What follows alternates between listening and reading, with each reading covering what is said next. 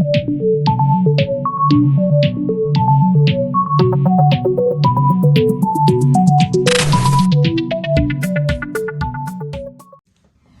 होती है, शाम होती है, जिंदगी यूं ही तमाम होती है।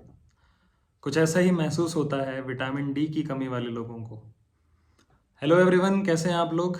उम्मीद करता हूं कि आप अपना और अपनों का बहुत ख्याल रख रहे होंगे।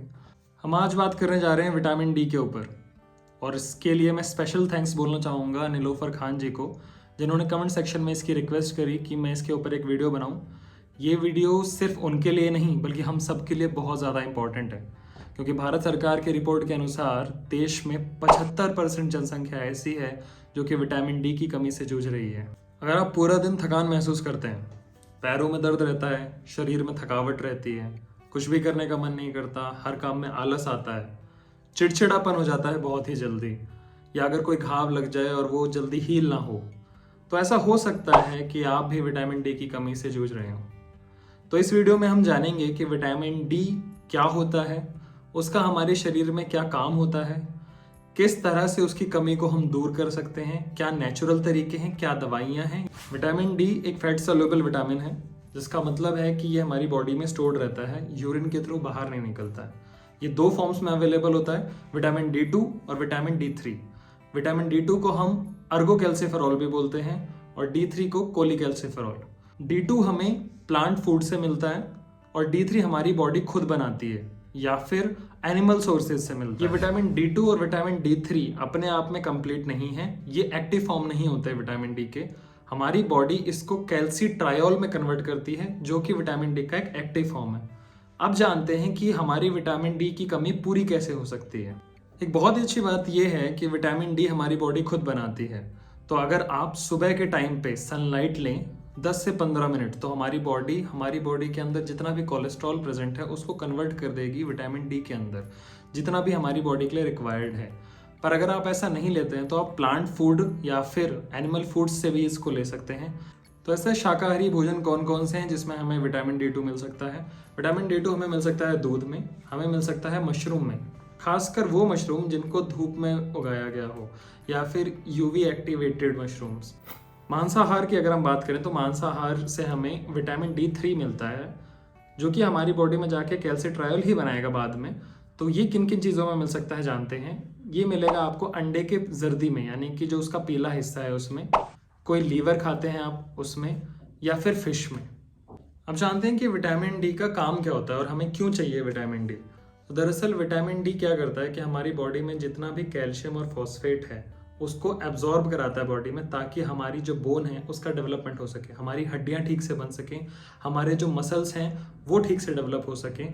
साथ ही में विटामिन डी का काम ये भी होता है कि जब भी आपको कोई चोट लग जाए, कोई घाव लग जाए, तो उसकी हीलिंग, उसको भरने में बहुत ज़्यादा काम करता है।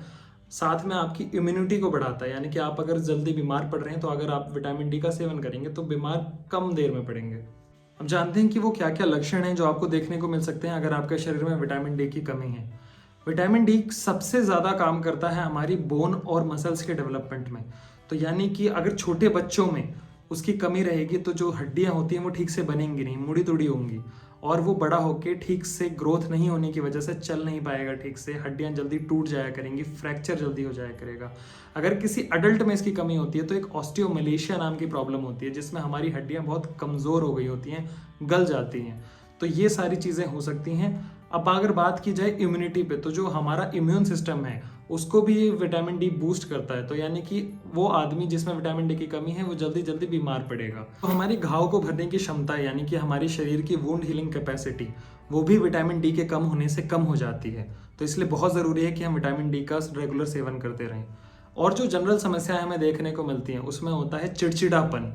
जिस आदमी को बहुत ज़्यादा थकावट महसूस होती है, या फिर आलस आता है, या फिर उसके पैरों में दर्द रहता है, कमर में दर्द रहता है, घुटनों में दर्द रहता है, तो उसको एक बार अपनी विटामिन डी की जांच करा लेनी चाहिए। हो सकता है कि विटामिन डी कम। ऐसे क्या क्या कारण हैं जिनकी वजह से विटामिन डी कम हो रहा है आजकल के जनरेशन्स में? आजकल की जनरेशन में दरअसल हम लोग धूप में जाना पसंद नहीं करते हैं। धूप में अगर जाएंगे तो बहुत सारा सनस्क्रीन लगा के जाते हैं, या फिर फुल स्लीव्स पहन के जाते हैं, ताकि हमारा कोई भी शरीर का हिस्सा एक्सपोज ना हो सके। इस वजह से हमारी जो शरीर है वो उस विटामिन डी को बना नहीं पा रही है, क्योंकि हमारी शरीर सूरज की किरणों को लेके हमारी जो स्किन है वो विटामिन डी का निर्माण करती है हमारे शरीर के अंदर। ये तो सबसे मेजर कारण है, लेकिन कुछ कारण ऐसे भी हो सकते हैं जो कि पैथोलॉजिकल हो, यानी कि कोई बीमारी हो जिनकी वजह से विटामिन डी की कमी हो रही हो। तो जो कि हो सकता है हाइपोथायरॉयडिज्म में, हाइपोपैराथायरॉयडिज्म में, या फिर किडनी की समस्याओं में, नेफ्रोटिक सिंड्रोम है या फिर किडनी फेलियर है, यहाँ तक कि लीवर फेलियर में भी विटामिन डी की कमी हो सकती है। अब जानते हैं कि हम इसको ठीक कैसे कर सकते हैं।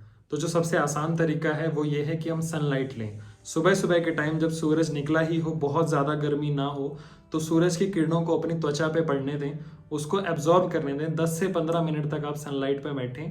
आप फुल स्लीव्स वगैरह ना पहनें, सनस्क्रीन का इस्तेमाल ज़्यादा ना करें धूप में निकलने के टाइम पे। हाँ, अगर दोपहर के टाइम में बहुत तेज़ चिलचिलाती धूप में आप बाहर निकल रहे हैं तो आप सनस्क्रीन लगा के जा सकते हैं, उसमें कोई समस्या नहीं है।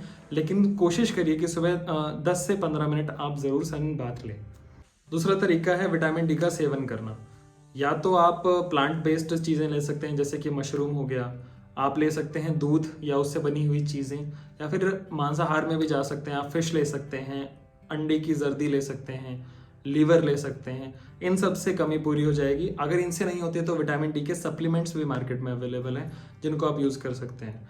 मेडिकल ट्रीटमेंट में हम क्या करते हैं कि विटामिन डी को 60,000 यूनिट सैशे के फॉर्म में या फिर टैबलेट के फॉर्म में पेशेंट को हफ्ते में एक बार 8 से 10 हफ्तों तक दिया जाता है, डिपेंडिंग अपॉन कि उसके अंदर कितनी कमी है विटामिन डी की। उसके बाद अगर ज़्यादा ही कमी है किसी में तो हम इंजेक्शन भी दे सकते हैं। धीरे धीरे करके ये डोज कम कर दी जाती है जब तक कि विटामिन डी का लेवल नॉर्मल नहीं हो जाता है।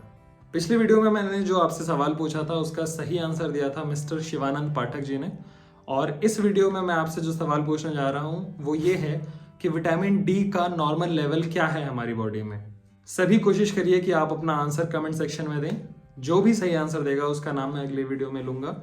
आशा करता हूं कि आज जो मैंने आपको जानकारी दी है ये आपके काम आएगी, आपको पसंद आई होगी। अगर पसंद आई है और आपको लगता है कि ये जानकारी सब तक पहुंचनी चाहिए तो इस वीडियो को शेयर करिए। चैनल पे नए हैं तो सब्सक्राइब करिए, और मेरा काम अगर पसंद आया है तो प्लीज़ लाइक करिए। मिलते हैं नेक्स्ट वीडियो में, तब तक अपना और अपनों का बहुत ज़्यादा ख्याल रखिए।